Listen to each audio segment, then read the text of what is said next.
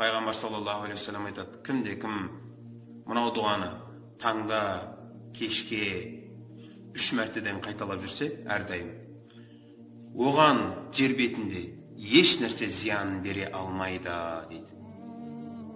Еш адам деген жоқ, еш нәрсе дегеннен кейін оған жындарың да, адамдарың да, құрт құмырсаң бәрі кіріп кетеді.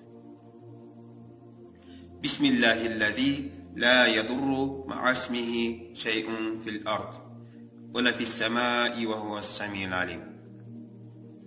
Аспанда да, жерде де ешкім зиян бере алмайтын Алланың атымен бастаймын.